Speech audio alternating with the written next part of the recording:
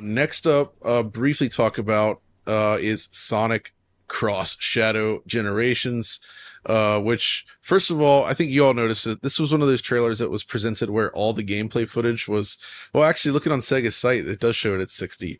But at Jeff Con, when they showed it, it was just 30 FPS across the board, which is weird. So, yeah. Actually, before we get into this, that's actually one of the weirdest things about last night I noticed was when watching the show SGF Live, it was displayed, streamed in a 4K container, but they actually just upscaled from like 1080p using like nearest neighbor scaling, which I am a fan of nearest neighbor. I'm just surprised that they basically took a 1080p feed and put it into a 4K container and then upscaled it using that method, which suggests that they were most likely using OBS to do it, because OBS has that feature, unless they were using a RetroTink 4K or like Pixel FX Morph. Because those three options are really the only way to like cleanly do a live like nearest neighbor upsample in real time like that. So I was really like, how are they doing this and why? So it was a very good question. So this is one of the ones that makes me always question a little bit. John's probably going to be all over this game when it comes out, but like the way to advertise a Sonic game is definitely not by showing it off with like poor frame rate. I feel like because Sonic moves so quickly, Shadow moves so quickly in these games, like the stuff they're showing is like so, other than the cinematics, which are like kind of slow-mo and whatever, but like they move so fast. So if you show it off at 30 FPS, it just looks really, really framey, especially with no motion blur, which this doesn't have. The one on Sega's channel, though, is 60. So the gameplay 60? Just the game. The gameplay is 60. It looks kind of variable to me. It's got some variability, which is weird. Yeah, that's the main thing. Like it just, they said they recorded on PC, and the capture, it says on the bottom, captured 4K PC, I believe. But like, my goodness, a PC can definitely manage this game. What if they just use NVIDIA Share? And they had like a VRR monitor or something. Because if you just like turn on NVIDIA Share and you're like using VRR, using the raw monitor, and it doesn't match the video container, you get a lot of this sort of frame inconsistencies, as we know from experience. Like, and then you put it in at 60. Dude, that absolutely could be the case. Like, no joke. Well, then you got to really learn, like, PR departments should, one, not be using NVIDIA Share unless, like, really push comes to shove. Like, there's no good reason to do that. You should really be capturing the game in a more dedicated manner. I am completely confident this is going to run very well.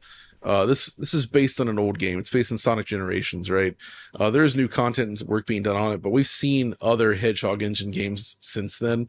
Obviously, there was Sonic Forces, which did run at 60 on last-gen consoles, and then there was Sonic Frontiers, which on the current-gen consoles this generation was indeed 60 FPS, although all the preview footage was not good, not stable at all, but the final game runs quite well. So there's no issues there. And this is obviously not nearly as complex of a game compared to Sonic Frontiers. So I do believe it will run at 60, at least on the current consoles. And frankly, it should run at 60 on the last generation PS4 and Xbox One as well.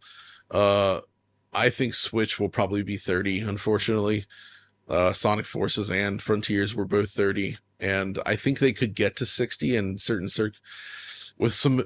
I don't know. It would take a lot of work that maybe they're not going to put in. We'll wait and see how it is, but but either way, I'm moderately excited for it because I've played so much Sonic Generations, so I'm not really sure how much is going to be new for it, but I do think Generations was probably the best of the 3D style Sonic games. It's quite a fun game to play.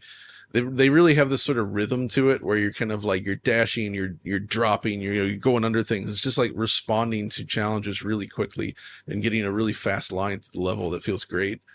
And I think they nailed it here. And it's just the feeling of, and the game absolutely has motion blur in its original incarnation, like a lot of it actually. So I assume the final one will as well.